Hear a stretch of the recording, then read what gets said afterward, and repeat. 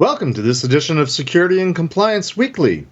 Our show today is going to be focused on learning all about ISO 27001, etc. And this is actually a suggestion that one of our loyal listeners, shout out to Simon Wilkes, who's at a client site right now installing some equipment and helping them prepare for their ISO 27001 certification. Simon's a technical director for an MSP in the UK, so thanks, Simon, for suggesting this topic. I personally don't know anything about ISO 27001, so I wanted to reach out to somebody that would bring a little bit more experience and expertise. So I thought of my good friend and colleague, Mr. Wim Remes, who lives in Belgium somewhere. And he's graciously accepted the task of coming on today and giving us a primer and telling us everything we wanted to know and more about ISO 27001 and 2. We'll focus, of course, on learning the basics, the backgrounds, the who, what, where, whens, and whys of ISO 27001, and then hopefully talk about some of the pros and cons and good, the bad, and the ugly that I'm sure has to do with any certification and compliance standard. And hopefully it'll give us some tips and advice on how to get through a certification process under ISO 27001. All that with a few squirrel chases thrown in. Looks to be a good show, so join us as we continue our journey of tearing down silos and building bridges on Security and Compliance Weekly. This is Security Weekly, for security professionals, by security professionals.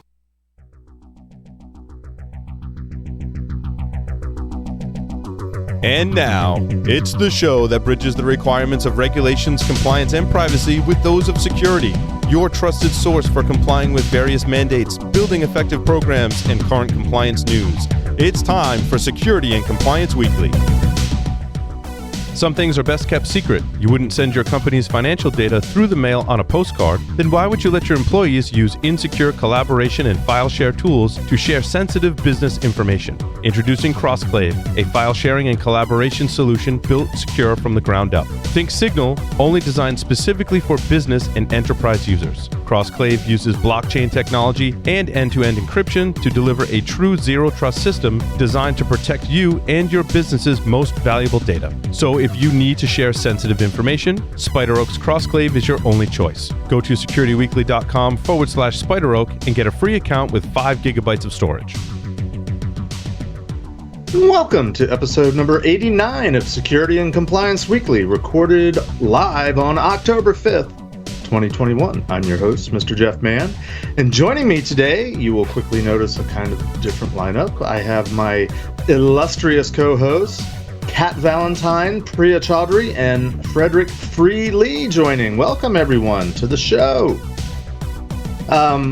A quick sidebar, since we have a somewhat different lineup today, I just wanted to give a quick shout out to Scott and Josh.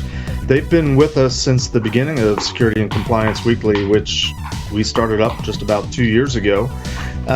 They've recently decided to part ways professionally. They were in business together, and they've extended that decision to sort of move on and do other things, so they've decided not to be on Security and Compliance Weekly anymore. So I want to thank them each personally for the contributions that they've made, the enthusiasms, the probing questions that have sometimes driven really great conversations on a lot of our episodes the last couple seasons.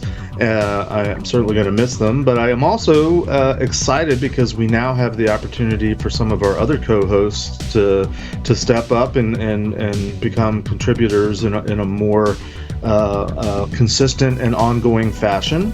There's a lot of things to sort out, obviously, until we get the cadence right, but I'm excited for what's coming in store for us in the next days and weeks and months. So stay tuned to Security and Compliance Weekly as we have a different lineup, and hopefully we still have a lot of great guests lined up over the next month or two. So I'm really looking forward to a lot of great shows, great conversations like the one we're about to have today. Some announcements real quick. Infosec World, which is now digital, of course, it's going to be held virtually on November 9th and 10th this year. And they're proud to announce their keynote lineup for this year's event. Attendees will get to hear from the likes of Robert Herjavec from Shark Tank, plus heads of security like Kathy Lanier from the NFL, Devin Bryan from MUFG Union Bank, Hope Goins from the U.S. House of Representatives Committee on Homeland Security, Juliet Okafor from Revolution Cyber, and Tim Callahan from Aflac, many, many more. Plus, Security Weekly listeners will save 20% on the digital pass and registration. How do you get this? You go to securityweekly.com/ISW 2021 and register today. Also, don't miss any of your favorite Security Weekly content. You can find it by visiting securityweekly.com/subscribe, where you can sign up to the podcast feeds. You can now have new episodes downloaded right to your phone.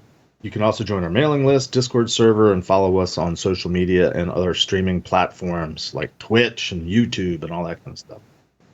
Assuming they're all up for any given time. Not that there's been any issues with that lately. All right, enough of that formality. I'm actually not exactly sure when I first became aware of today's guest. We've sort of run in the same circles in terms of security and speaking at conferences here and there and everywhere. And I think I do remember the first time I met him in person. And Wim, you can correct me if I'm wrong, but I think we first met at the National Harbor in Maryland. I don't even remember what the conference was. But at any rate, it's my pleasure to introduce everyone today to our guest, Wim Remes. Wim, welcome to Security and Compliance Weekly. Thanks for having me. Really excited to have someone that actually knows what they're talking about, at least more than I do, about our topic today. So before we jump into the topic, though, Wim, tell us a little bit about yourself, your background, how you got into cyber, how you got to where you are today, how you got to be somebody that knows something about ISO 27001. That can be a long story. So right now I run my own company called Wire Security. I basically provide consulting in SOC management, but also a lot of medical device consulting, medical application penetration testing, and then virtual CISO services where most of the ISO stuff comes in. The way I basically rolled into information security is I started as a system engineer, so mostly managing Windows environments in the early 2000s, and I ended up at a client that had a firewall and switches, and nobody was really looking at them. All of them had the same passwords. There were no firewall rules, just in any in both directions. And I started looking at that and interacting with people around the globe. And basically decided that security was what I wanted to do, and then rolled into penetration testing, built some managed security services, ended up working for Ernst & Young, then IOActive, then Rapid7, and then decided to go out on my own. And that's how it all happens. I think the fun part is now I'm also quite busy with mentoring people. And the main message I have for those people that are basically starting out in information security, some of them are already quite mature, but the main message I always have is that this field is so broad that you can do information security forever and touch all different kinds of aspects of information security. And the main goal is to have fun. So if I look back at my career, the decisions that I've made were basically when I wasn't having fun in a certain area anymore, I just pivoted to another area and started having fun again. And that's basically my guiding principle. Try to have fun. That's awesome. That's a very sage and wise advice for a lot of people, I think, regardless of whatever industry or vocation they pursue. Don't forget to have fun at some point. Interesting background, Wim, and you're a seasoned professional, as some of us, and definitely can relate salty, to the idea of salty. That fits too. Curmudgeon-y, grumpy, And certainly, I think a lot of us that are, sort of on the tail end of our careers, definitely, I know myself included, like the idea of, mentoring and teaching and giving back and, trying to pass on some of this, head full of knowledge that I've gained over the years so that it's not completely useless. So thank you for what you do in terms of mentoring. We like to ask our guests before we get started what we like to call the hot seat question. Our show is focused on security and compliance, and of course, those are sometimes topics that don't or fields that don't play together well, and there's certainly a lot of misunderstanding and misconceptions on both sides, both silos about the other group. So we just like to sort of level set, not looking for right or wrong answers, but just kind of where you see things from your vantage point, so we get a chance to know you a little bit. So without further ado, the hot seat question is, Wim Remes, where do you fall on what we like to call the security versus compliance continuum?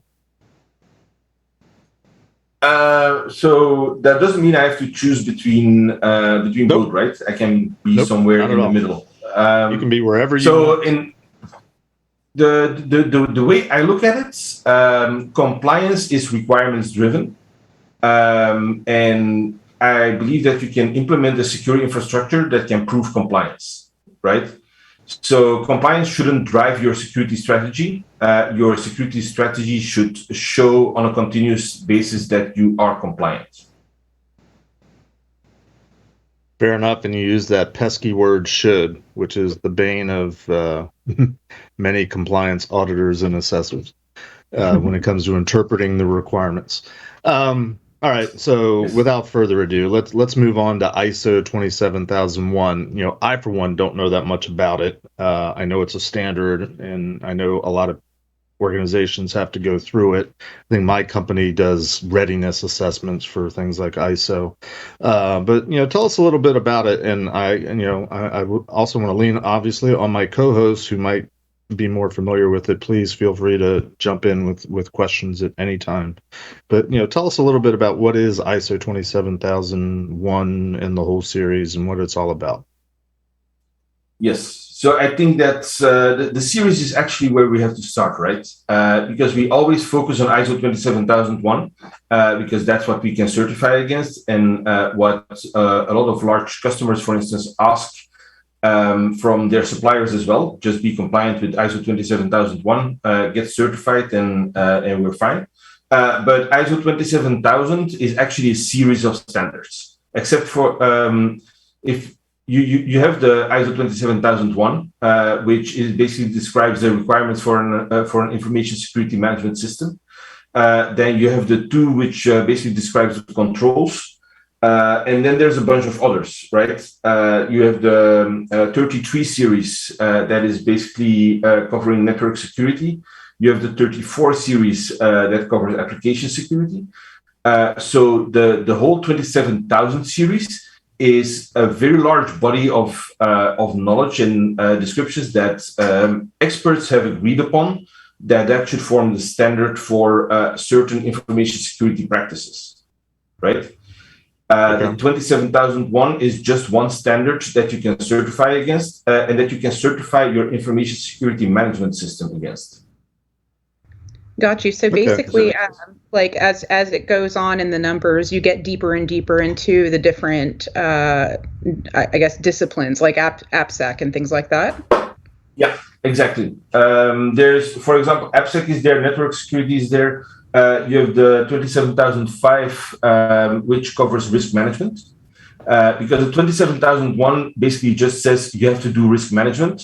And you have to do these minimum number of meetings, and you need to have a risk register. But how you develop this a risk management process is not described in the 27001. That's where you go to the 27005. Unfortunately, when in our industry, we only focus on the one that we can certify against. And how what's the advantage are these updated? Sorry, Fleet. That's the correct answer there is it depends. I believe, if I'm not mistaken, that the 27001 was last updated in either 2013 or 2015. So the pace at which they are updated is not that fast. Okay, and if I can ask one more question, who's updating them?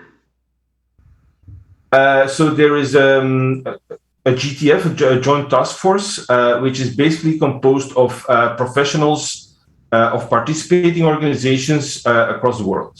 And they meet on a regular basis, I think at least yearly, but it could be up to 4 times a year, to basically discuss whether the standard still covers the requirements and if things need to be updated. But that update discussion often ends up in debates about commas and periods in the right location.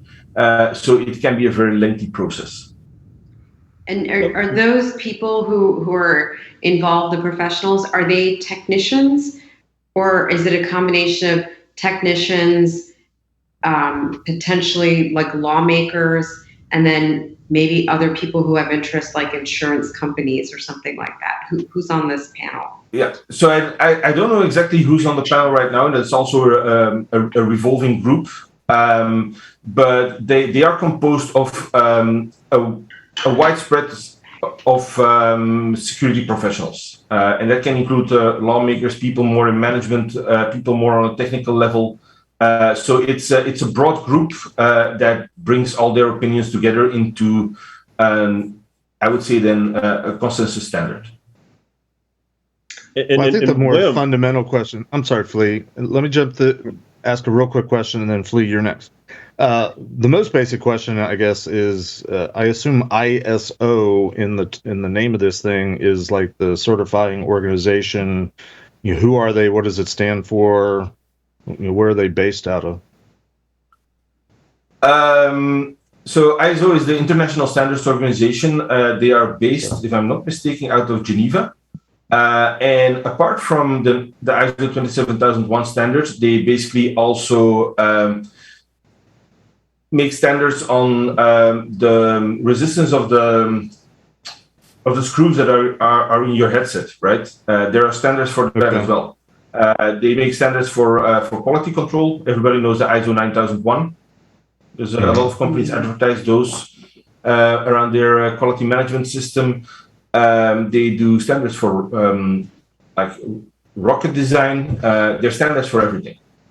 So international standards, sort of the equivalent to what NIST does in the U.S. or North America. Only this is on an international scale. Yeah, so if you compare to the US, it gets very complex, but a combination of NIST, although NIST doesn't have a lot of standards that you can directly certify against, although there are quite a few, and also, for instance, Underwriters Lab. Gotcha. Okay. Go ahead, Flea. I'm sorry to cut you off. Oh, no worry. I'm playing Rodney Dangerfield today. That's my pseudo character. Okay. I was actually kind of curious, Wim, actually going back to your initial statement with regards to, there's ISO 27001, which I think a lot of people are at least aware of if they actually don't go through the process. But then actually all these other substandards, and I was actually kind of curious, which standards should people actually get started with, and what's the advantage of actually going through some of the other substandards, like the standards regarding like application security, around risk management, et cetera? That's again a very good question. So the way I look at it, certification should not be your end goal. There's a lot of certification driven nowadays through third-party security standards or third-party security validation processes, where companies basically right now send a 300-question questionnaire to their supplier. And the supplier thinks that if they get ISO 27001 certified, they get rid of that questionnaire, because those questionnaires take a lot of time and resources to fill in correctly, right? But in my experience, that's not often the case. It's not often the case that a customer says, "Oh, you're ISO 27001 certified. I will not send you the questionnaire. We're fine with that." And that's a bit of a misconception and a driver in in the certification industry. But if I look at it, starting from ISO 27002 is a very good start, because there you have a list of, if I'm not mistaken, 114 controls that you can consider for your information security management system. And those are both process controls as well as technical controls. So if you have to start somewhere and you want to start within the ISO 27000 ecosystem, then start out with ISO 27002. No, I love that follow up. And one of the things you mentioned is this notion that occasionally people actually pursue these certifications or go through these frameworks in an attempt to reduce the amount of work they actually do with vendor certifications and actually dealing with various different partners. I'm actually kind of curious, like, what benefits do the company themselves get, outside of vendor certification? What benefits do they get from actually going through ISO 27001? The certification itself. The certification, but also just the process in general. Yeah. I love these questions. So what, and I actually wanted to follow up what I said before with that nuance. What I really like about starting with ISO 27001, because there you have the structure of what you need to do. One is the one document that you need to create when you start out with ISO 27001 is a statement of applicability, right? And the statement of applicability is basically the list of controls in ISO 27002. And you go through each control and you determine whether that's applicable to your ISMS or not. That's something that is sometimes misunderstood when we talk about ISO 27001. And one organization that is certified against ISO 27001 is not necessarily the same as another organization. So the statement of applicability can look very different. An organization can basically exclude 100 controls and keep 14, as long as they can justify why they've ruled them out. They can limit the number of controls they actually implement, right? And on top of that comes the scope. You can keep your scope at your whole organization, but you can just as well just certify your help desk.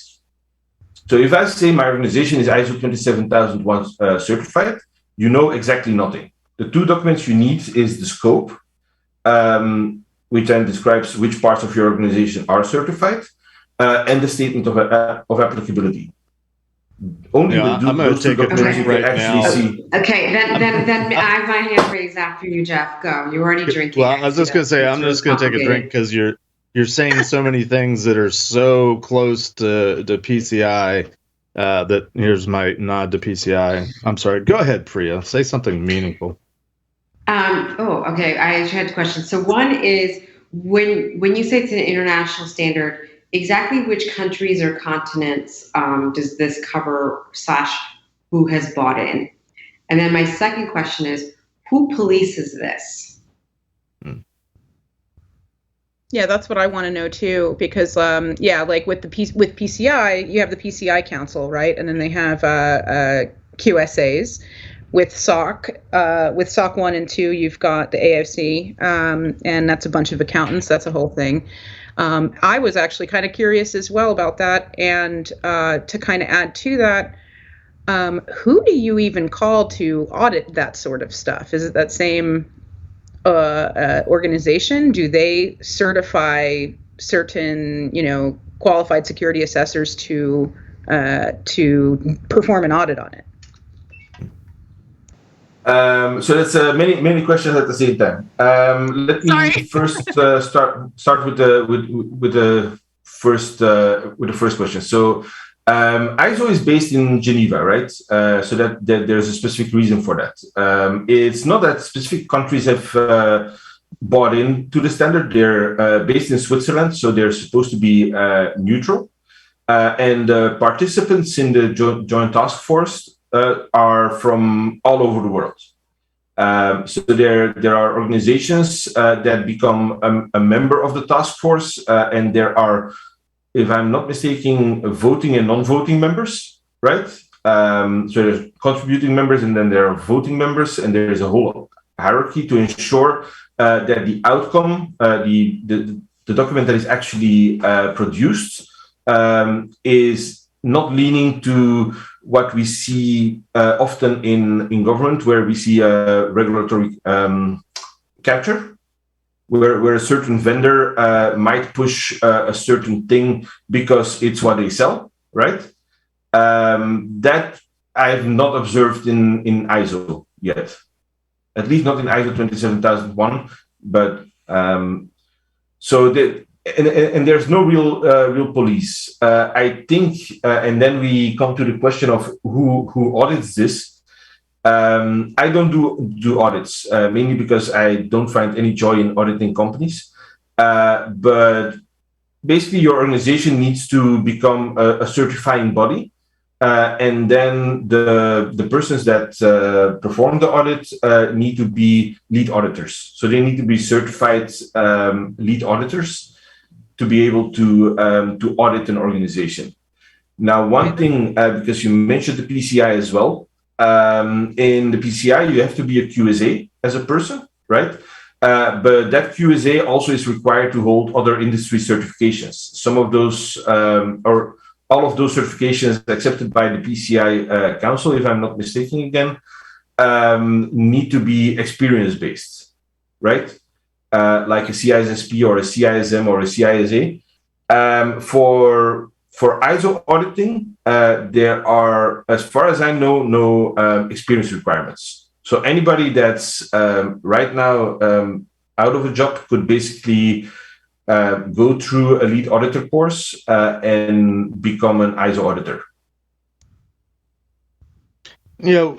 Somewhere in all of these questions is a fundamental question, to me at least, of why does any company, organization go through an ISO certification? I mean, what's the advantage? What's the carrot? Why how did somebody in the world ever decide, oh, we should go out and get this cert from an international standards body where there's no enforcement, there's no policing? It sounds like there's probably no penalty if you're not doing it. So why do it? I have no clue. That's the simple answer. And that's going to wrap the show for us today. I think I know why. I think it's the same answer as, say, SOC 2 or whatever. And when people do that, it's basically sales driven. A lot of these big organizations, these enterprises, in order to play with other enterprises, they have certain requirements on doing these vendor third-party assessments. But the logistics behind sending somebody 1,000+ questionnaire is really hard. That's really hard to be landing your sales. Really, sales is driving a lot of this stuff, and I think that it's interesting and a thing that we kind of have to recognize that when, because with SOC 2 as well, you don't need to get a SOC 2. At all. Like there is no policing of that anywhere. That's it. That's just if you have a B2B business and one business is requesting it to kind of shortcut the whole vendor questionnaire thing. So that's what I think anyway. But that is the driver and also the misconception, right? Yep. Because there's nobody that stops sending those questionnaires because those questionnaires, and then we're diverging a little bit from the ISO 27001 thing. Those questionnaires are the same or similar to the little piece of paper that you have to fill, that I have to fill in when I fly to the US, where I basically have to flag that I won't partake in terrorism. Right? There is no sensible person that will answer yes there. Right? It just makes it easier to kick you out if you actually do it. Does that make sense? Yeah. It's necessary, but the questionnaires. Not sufficient. Go ahead. No, I was just saying it's necessary, but not sufficient. I mean, you will definitely get, exactly as you said, Wim, you still have to actually go through the process, but even before you can even start the process, you have to have one of these certifications, so either ISO or SOC 2, et cetera. And then you actually get the vendor security questionnaire to help actually piece out some of the specific security controls and requirements that a company might be looking for. Yeah. Well, no, I can also imagine to jump on the Kat's answer of sales, right? I imagine that in Europe and the rest of the world, we have the same distribution of users versus people who know what the hell they're using, which is like a tiny bit of the people who are the technicians and everyone else is using the product. And so you have companies who don't know how to distinguish between one service provider and another. And so whether it's made up or real or good or not, these certifications are a way to sort of hold yourself out as distinguished from your competition. And to be able to say something that no one can really probe without an expert at their side, because as you said, maybe the certification is meaningless.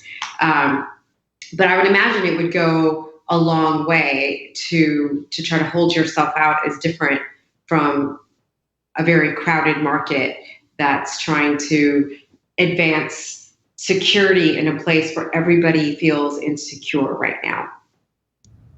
Yeah, that's definitely. Yes. So to touch on that a little bit, if you look at, and I looked at the numbers in preparation of this show, right? In 2016, there were about 50,000 organizations that were ISO 27001 certified. And right now in the world, and I know that lumps in all the mom and dad shops and even little entrepreneurs in faraway countries, but there are 18 million companies. If we assume that between 2016 and now, another million organizations have certified against ISO 27001, there's still 17 million organizations that are not, right? Yeah, no, totally. I will say that there is, especially during the vendor assessment process, there is value in taking a look at somebody's certification and going, wow, a third party totally came in and checked these things, right? And I can kind of trust that, especially if they have multiple certifications. Okay, so multiple third parties came in. That's the value. Mm-hmm. That's what's important with the whole, with your security posture and which totally directly affects your sales pipeline. But money is what drives all this stuff. It's a racket. You know? That is true. And if go ahead. Good. No, I was going to say, if you look at the whole third-party verification or validation process, I've done it at several clients of mine where they had the standard SIG questionnaire, because the joke is that those questionnaires are available on the internet, and then consultancy companies come in and change some of the questions, add additional questions, and then it becomes the custom version for that customer, right? Right. But I've thrown all of those away at some customers and replaced it with like one question. If you ask a vendor, what is your threat model and how do I come into that? It's very easy to filter out the ones that are doing security right and the ones that are not doing security right. Yeah. You obviously don't have that cover your ass property that the questionnaire has, because it's easy to say on a questionnaire, well, you answered yes here, and it shows that it is no.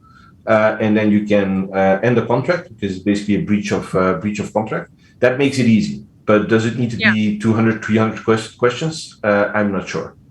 No, it does not. And the thing is, I've seen a lot of organizations, when I come in, I've seen a lot of them straight lying on these questionnaires. The value add here is that a third party took a look at this stuff and they don't have, well, theoretically, they don't have a dog in that fight to necessarily lie, and they are attesting on behalf of that company that they are really doing these things.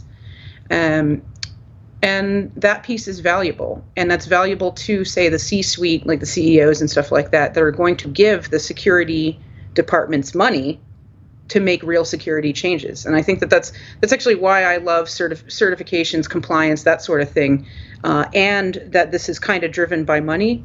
Take advantage of that to get actual real security changes in. Does that make sense? Yes. So I fundamentally agree with you. As a security executive or as a security team that is responsible for driving security, definitely grasp that momentum of compliance to build in more security. Yeah. Where I probably don't fully agree is on the part of a third party has come in, right? Because most auditors that I've encountered, and that's at least 24 over the past 15 years, they are good at looking at processes like HR. How do we onboard people? How do we offboard people? But try to find an auditor that knows how to deploy a complete development pipeline using Terraform and everything automated, DevSecOps all the way, and their brain is fried, right? Because they have no operational experience in an actual security environment. So I think then it depends a little bit on the kind of vendor that you're onboarding. If it's like an old brick and mortar shop where you mostly rely on the processes, then I guess it's fine. If it's software as a service vendor or even a security vendor, I think that definitely ISO and probably SOC 2 as well fall short in providing that assurance. Yeah, I would agree that they fall short. This, like, sort of harder question then, since you've sort of audited the auditing process already and found all of its flaws and holes. If you were able to right now on October 5th, 2021, write the new ISO standard, what would it look like? It would probably look like NIST CSF, the NIST cybersecurity framework. If you look at the different things that are out there right now, so ISO is the one that you can certify against, right? But you have also the critical security controls, or the 20 critical security controls. You have the NIST cybersecurity framework. Then there are quite a few of government standards as well. You have NIST 853. There's a bunch of those. One thing I believe that NIST CSF really sets itself apart with is that it enables you to basically create a dashboard that is understandable by executives, but that translates all the detail that is going on the technical level. And that, I think, is a very valuable part of a standard. So if I would recommend right now, anybody that is looking into creating or restructuring their framework, start out with the NIST cybersecurity framework. I love that suggestion, mostly just because, at least in my opinion, CSF is actually a lot more prescriptive. It literally says, like, you should have these types of controls in place, regardless of what you're actually doing to actually have a good, healthy security program. I'm kind of curious when, like, especially, because I've definitely seen companies that essentially start at NIST CSF and say, like, hey, this is kind of like our roadmap for actually building a security program. Is it possible for somebody to use ISO as a roadmap to a healthy security program? And have you seen companies become better at security because of going through the ISO process? Hey, let's do this. But Wim, before you answer that question, because that sort of shifts gears into what we usually do in the second segment is, we've talked about the problems and the good, the bad, and the ugly. What do we do with it? Let's take a quick break, and it'll give you time to gather your thoughts, Wim. We'll come back and we'll take up the conversation again with the question that Flea has just posed to you. So hold on tight. We'll be right back, everyone.